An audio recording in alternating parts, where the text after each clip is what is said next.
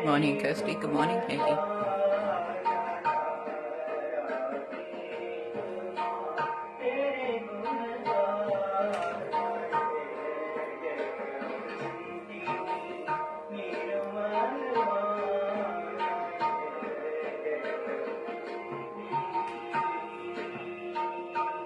Listening to Nimrala Bhajan Rag for about another 5 minutes from 2010 Christmas concert in Genoa.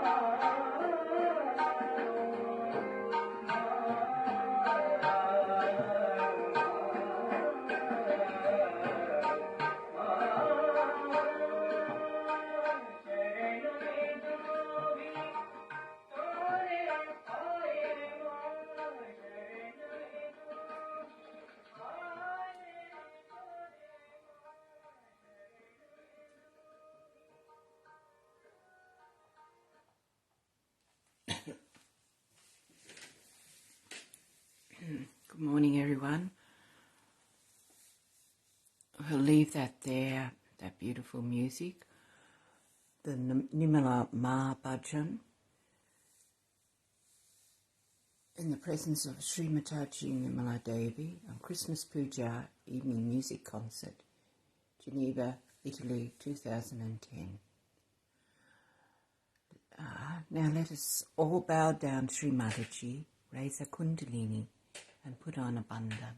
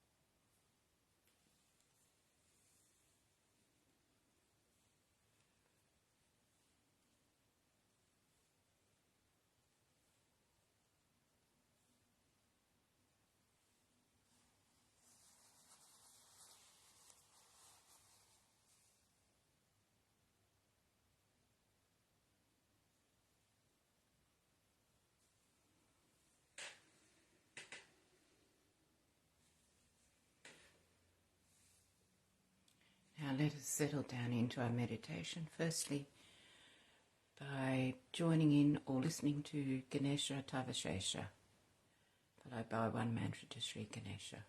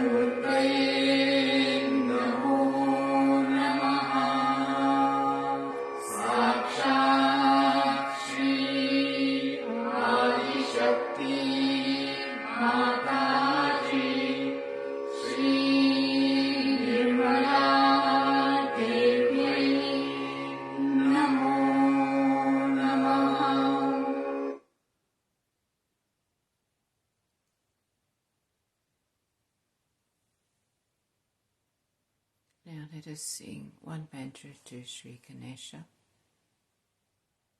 Om Tvameva Sakshat Shri Ganesha Sakshat Shri Adi Shakti Mataji Shri Nirmala Devi Namo Namaha.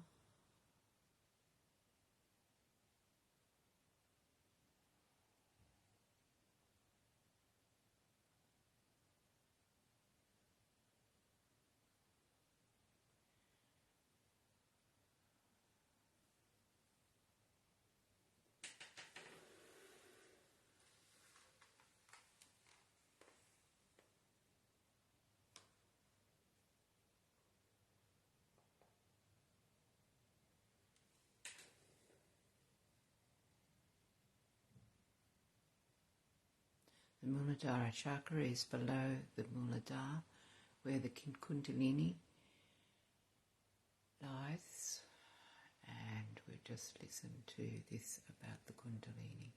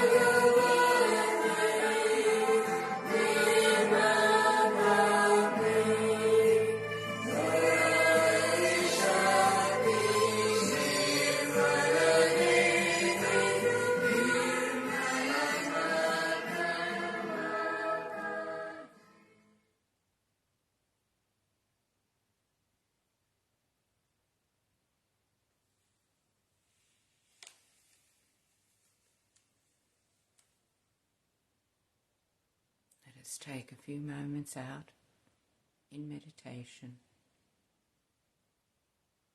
and then listen to a video talk.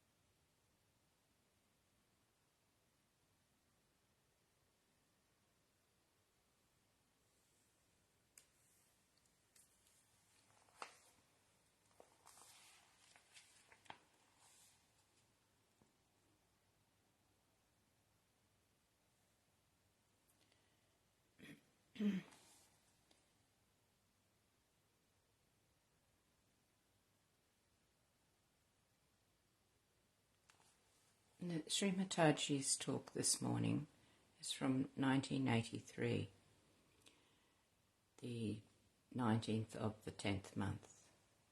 Now this talk goes for 1 hour and 18 minutes. I'm going to play about 25 minutes of it, more about the Nabi chakra.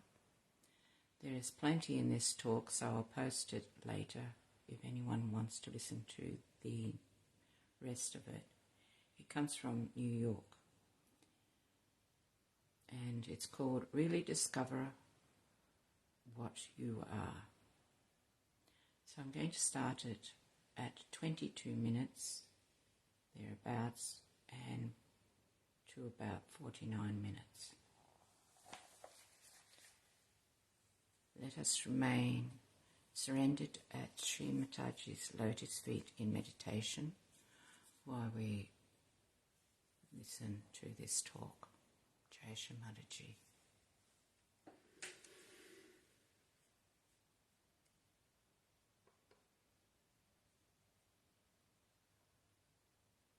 It's just like a rope, you can see. And one of them would come out to rise. If it comes to know the message, if it gets through the lower center, that is all right. Then only a wee bit comes, and then again it will come up. If this center is weak, it can pull down. So you might feel I have lost my realization. It may happen. Now you must know how to raise it, and what are the problems that face us. Why we drop out, we should see it very clearly.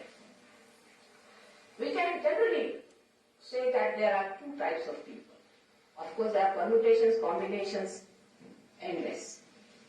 But mostly we have people who are left-sided or right-sided in the sense that some are very emotional and some are only mental. Now, the two types of people that we have, the emotional, the left side, the right side, are the people who are futuristic, planning. They appear to be very successful in life, and they produce an institution called Evolver. And these produce an institution called Super-Ego. That's how an egg is formed. Now, when the Kundalini is rising, then first it touches this center. Now this center, it cannot touch if there's something wrong with this center, though this center comes out of that center. Because this center of Swadhisthana caters one side, on the right hand side, to our futuristic thinking, and another one to our past, to our subconscious, to our collective subconscious. Now, if you have been to a wrong type of a person and bowed this head before that person, then you get stuck there only. The Kundalini is stuck just here. At this point, it cannot rise. Now she goes there and looks after. But even with the force of your mother's love, even if she touches here and she comes out, it can again go back there to work it out. So one has to know that after realization, first of all, you must know what centers are troubling you. We have to face ourselves, because now you are out of it. Now you are no more identified with this body or with this mind. You are outside, just like a car that you have, you are outside now to repair it. So you must face yourself. Honestly. That, oh, this is the center I am touching. So you find out how to cure that center. This you have to do. At the most, you can be given realization by me. But this you have to do yourself, is to cure that center. Get the center all right. Then the other side of it is the right side, which is very common in the Western countries. Because this center on the right side converts the fact for the use of the brain. You know that we are all the time planning, thinking, using the brain cells, and who replaces them? Do you know that the brain is made of fat cells? In Sanskrit it's called as Meda. Medu. And Meda is fat and Medu is the brain. So these fat cells are converted to go to the brain. If you are thinking too much, if you are futuristic, then these cells are transformed by this particular center on the right hand side, and you develop an imbalance in your character. And the imbalance comes that this center cannot cater to other organs which are to be looked after, like your liver, then your spleen, then your pancreas, your uterus and kidneys. So such people can develop problems with all these organs. But if you do this too much, if you are an extrovert, complete extrovert, and you are not at all paying attention to your spirit and you are very hard working, you see, working very hard, like jogging inside. Now jogging is a new fad I've seen, I don't understand. Like mad people are running for what? They said we want to have a better physical side. But then the rest of it is neglected. Why don't you bother about that? If you are a real jogger, you will find they are never happy people. They are miserable. Because they have no emotions left. They drain out all their emotions. They are completely imbalanced on the right side. All people who are great politicians or great administrators or great generals have no left side in them. They have only the right side. And they work in the right side, but ultimately they find out that the right side has now taken over, they have no emotions. I have had many people like that who came and told me, Mother, I have no emotions, I have reached my heights. I said, yes, that's the inflation of the ego. But this can go very much further. That if this starts bloating too much, you leave the grounds and you become a shallow personality. Really become a shallow personality. You cannot understand the depth of anything. You cannot go to the depth of anything. All kinds of fashions that come up, all kinds of shallow things that appear just quickly. It's like a shopping going on. And even about spirituality, you talk like this. I mean, I belong to another society also where I've seen all the people talking. Oh, I've been to this guru, you see, and I didn't find him so good. He's rather cheap, but the other one seems to be better, though expensive. I mean, I'm really astounded. How can you talk about spirituality in such a cheap manner, as if there's a sale on here and a sale on there is but little cheaper and that one is little more expensive. But it happens because this ego takes you floating in the air. And you don't realize what you are. That's the biggest problem. What's wrong? There's nothing wrong. We must go to everyone. Put our nose into every corner. Even if you are bitten, doesn't matter. If another was bitten, say, his nose is lost, then you say, why not mine? I'll see. He will not bite me. Then you get bitten. Then you tell another, nobody bites you putting your hand on your nose. Better try. Another one goes. If your tail is cut, you do the same thing. You don't want to confess that you have made a mistake because ego is idiotic and it never allows you to confess that you have made a mistake. Even if you are doing, you will not accept. It's such a misidentification. The more you have it, the ego starts bloating like that. And this is another thing that always comes up. It's like a balloon, I think. With the slightest touch, though you have shivered it completely through realization, it again floats. Again the people start floating in the air. Now, you try to again bring it back. So the best thing would be that you start seeing your ego itself. And you say, oh God, this Mr. Ego is again coming back. And then you know the method how to put it down, how to give it down, how to give the balance through the power that is flowing through your hands.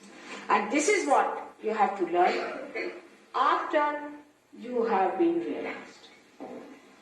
If you do not learn this, then the problem will be that after a year I'll come, you will be in the same position and you'll say, I don't know what has happened, Mother, I've lost my vibration.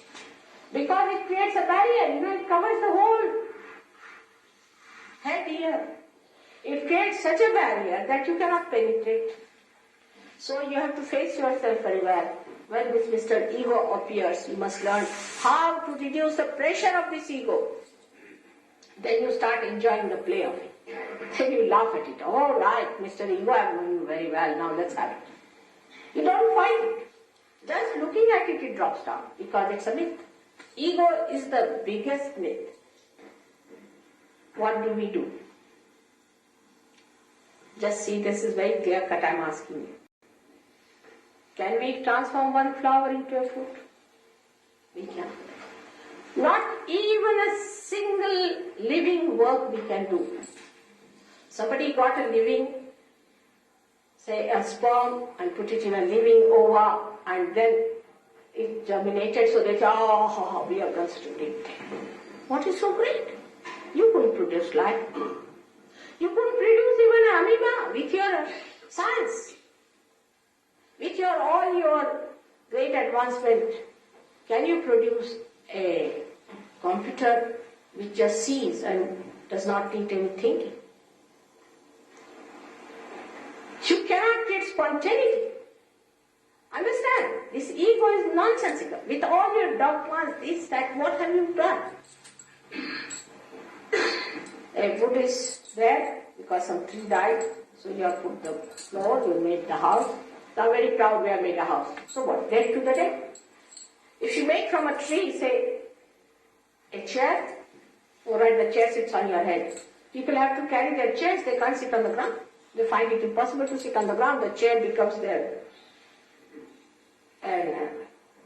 additional appendage. They can't get rid of it. So this matter starts sitting on your head when you start thinking, oh, I've done this and I've done that. You have done nothing except for changing from one bed to another bed. Face it. Face it yourself and know that whatever you think to be so great is not so. This ego can really befool you to such a limit that you end up in a lunatic asylum. Till then you will not realize that you have been a great idiot all your life. It's such a horrible thing, and thank God, I must say that in our country we have so many anecdotes about it that it is difficult to be egoistical in India. From very childhood, you see, you are poked into your ego and you know where you stand with life. See, you are made very practical there. But here, even the children are allowed to do what they like. Everybody is, yes, they are free to do what they like. Whether they have wisdom or not, nobody sees. People don't even judge if they have the wisdom. Like with me, they come to horror. I said, now, how many people have given realization? Why are you fighting with me? What have you achieved yourself that you are fighting with me? Why are you fighting with me? Just because their ego is challenged for this point or that point. Ego is not yourself, believe me. Yourself is so beautiful, tremendously powerful. You have to become that self. Otherwise you will be an idiot, out and out. I tell you, sometimes it's so surprising how people carry on with their idiocy and do not know that they are idiots. They talk in such a manner, they behave in such a manner that others can see but they cannot see. It is such a blinding force. So this center, if it is too much used for becoming a very intellectualized, mental projected giant, then the giant, I know what it is. So for such a person, I have a message to say. To get rid of it, one has to say, I am nothing, I am zero. I am nothing, I am not known anything. Like Newton said, see, he was a realized soul. When he found her, what did he say? I am still like a little child collecting pebbles at the shore of knowledge. But a person who has no knowledge or is half knowledge, he is so bombastic, he talks so big, he writes books, he thinks well of himself. I see now such a great man, he says at the very beginning of the book, that I was fed up with all the searches and everything, was another realized soul. But when I was just lying in my, tired, I was lying in my garden playing with bubbles like a child. Suddenly the theory of relativity dawned upon me, because whatever is unknown has to dawn upon me. And whatever is known is already in the libraries. But whatever is unknown dawns upon me. Through your mental projection you cannot reach there. When you are tired, fed up at the door of reality, the reality graciously expresses itself. This is what we have to know, that through ego we are not going to know anything. Through ego people dominated other countries. Through ego they killed so many people. All kinds of violences came in, and there has been wars after war, this war and then that war and that war. Now when people say that we made good countries, we made countries for peace and love, why there is violence? Ego is the one that wants to fight. Ego is the one that lets you out, and if it is possessed by another egoistical fellow, then God saved this world, like Mr. Hitler did, that he put his ego on everybody else using some methods of supraconscious activity. We know them in India. People can do it. He got it from Tibet, of course, from Lhasa. And he worked it out, supraconscious things, and he really befooled all the people. And they believed what they were doing was good. And that's how they killed their kith and kin, human beings. Imagine, this kind of massacre is only possible for human beings to do. But what is the solution to overcome this ego, which is so destructive, which is so hateful, which destroys everything that is beautiful within you, is your spirit. When the light of spirit shines in you, you see this horrible thing, laugh at it. Just get rid of it in no time, because the spirit pushes it out. This one is a center for that, as it is, you can see here, is the center of Christ. Many people talk of Christ. Talk of Christ, they don't know where he stands within us. They don't want to go outside Bible to find out if somebody has talked about him. They use Bible as if they are the people who are Christ. As if they are the people who have written the Bible. As if they are the ones who can interpret the Bible. And I can tell you they don't know anything about it. Because to understand even the essence of these great scriptures, you have to be a realized soul, otherwise you will not understand. For example, it is said in the Bible, I will appear before you like tongues of flames. Can you explain? Can any clergyman explain what it means? About the Holy Ghost, it's a mystery. They say we are agnostic about it. Then we ask them, what are you doing? They said we are doing the job of a clergyman. As if there is another job to be done as a clergyman. What is the Holy Ghost? What must be? Trinity of a father and a son. And having a father and a son without a mother is absolutely an impossibility. But they don't want to have the mother there, so they didn't talk about it.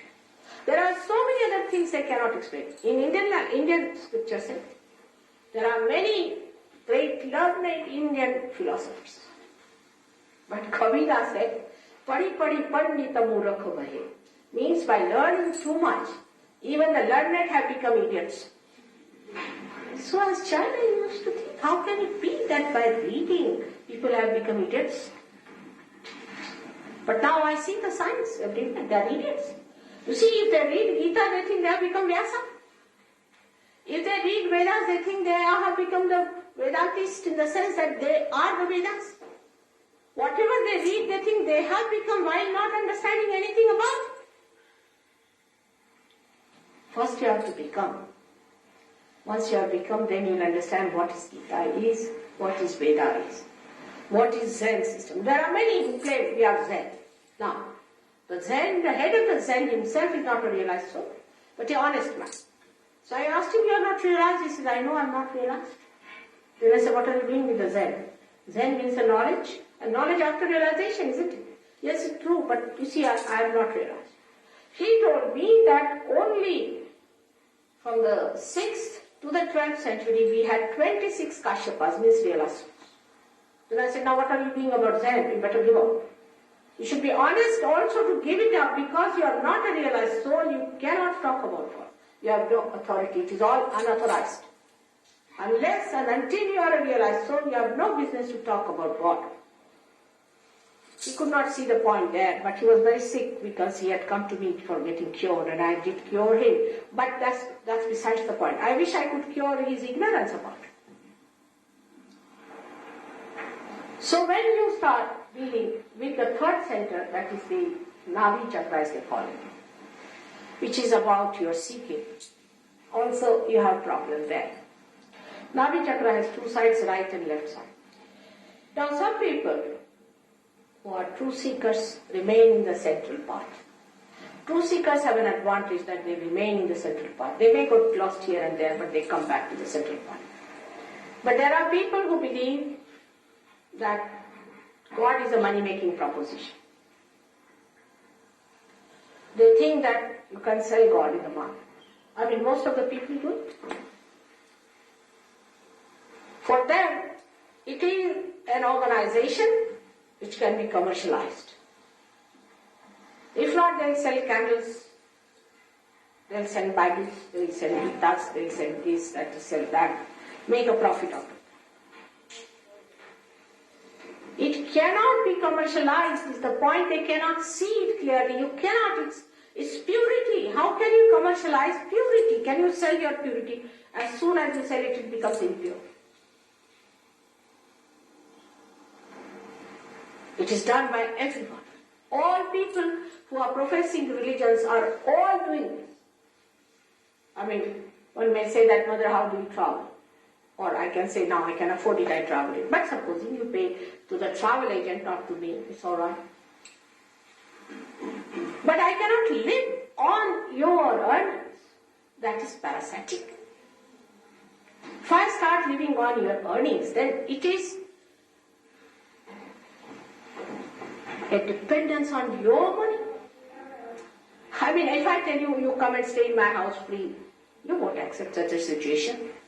It's below your self-respect for a normal person also to take money from anybody else, to live on another people's money. There can be thugs and thieves. That's a different one. Those who cheat. That's a different one. But you cannot have the money of other people, use them for your purpose, and then after that you should say that I'm a religious person. I'm following this religion. And preach about religion then. Those who live in glass houses cannot talk about God. That's what exactly it is. And we have to understand, you cannot commercialize God. It's the greatest blasphemy. Everybody has done it. It's a very sophisticated method. Every fanatic has done it. To make money out of the people who follow them. But thank God, all this falls off. So the religion is within yourself, here surrounding you. It's the valency that you have, the 10 valencies as a human being, which gives you the sustenance, which gives you the spiral arrangement of your genetics, of your peptones, of your nerves. That's the sustenance that you have. These 10 valencies are important. These are the 10 commandments within you, which you have to follow. But no one thinks it is so. No one even wants to know by doing all this, what is the transformation we have got. For example, if I ask a simple question, Christ has said one, thou shalt not have adulterous eyes. How many Christians can claim that? That they have innocent eyes. Let's face ourselves. How many clergymen and people can say we have innocent eyes? If you are a true Christian, you should have those eyes. If this transformation has not taken place in you, then know that you have not achieved it. Do not try to cheat yourself by believing that you are chosen people. Christ himself has said, you will be calling me Christ, Christ, I won't recognize you. He said it very clearly. Till you have your transformation, you should not believe into anything that is this so-called outside religion. in the sense these are all the flowers born on the same tree of life, beautiful, belonging to the same food, but were plucked by human beings, identified as their own, and made ugly, dead. They still exist within you. Here on this green path you see are the advent of the 10 main primordial masters who came on this earth to establish your balance, to give you the sense of sustenance that is called as dharma, which you can call as a religion. Religo is the word which means, I don't know, I found out in a dictionary, means the consciousness of consciousness. It's the very word that says. In one of the dictionaries I read, it means consciousness of consciousness, is the essence of consciousness. The one that governs the consciousness is your dharma. But when you don't have that dharma, when you don't have that balance, you see, the ego starts rising, you have no weight. Dharma means your gravity. You have no gravity, and so you float in the air. What's wrong? What's wrong? You go on like this. You float in the air. You become a shallow personality because there is no dharma to keep you on the ground. And the first thing is to establish dharma. That's why all these great people like Abraham, Moses, and all others came on this earth to establish them. The latest one we had was in Shri Mataji. But now we have got also people who are just trying to copy him and imposters. But he was the real one who came last time, and he has done a great job in that area. Where is Sahaja working the best, in the deepest way?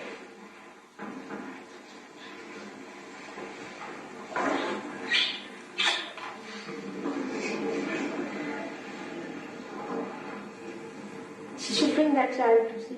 She is mother. There's going to be an appointment made that I'm going to tell you about. Huh? She is making an appointment. I'm going to tell you about. All right. You see, because here, what with that poor child? Yes. Possessed? Yes, mother. The doctors have been able to do nothing.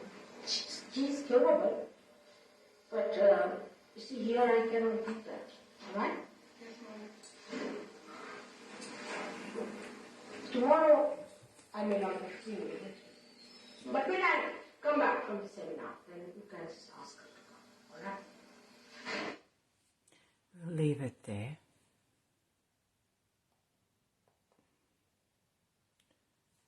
And let us continue in meditation for about 5 minutes before we finish up.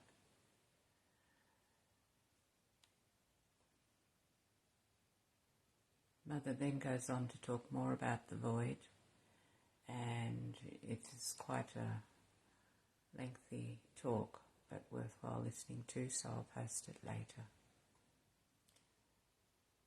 I'll now put on a Sanskrit shloka, music meditation by Tanya Wells.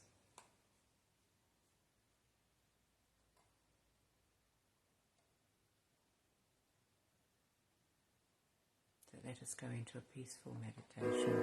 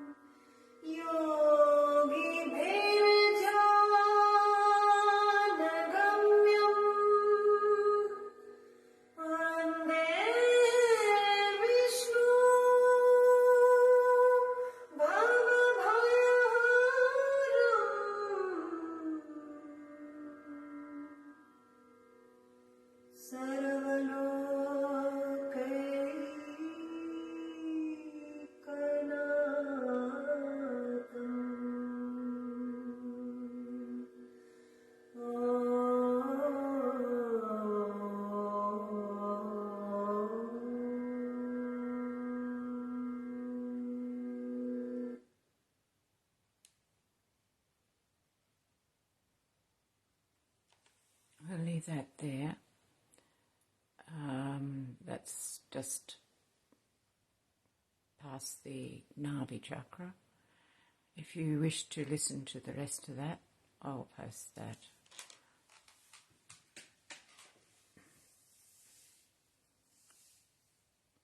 When you're ready to finish your meditation, bow down to Shri Mataji, raise your kundalini and put on a bandhan. Thank you for joining in this morning. Jai Shri Mataji. Have a wonderful day.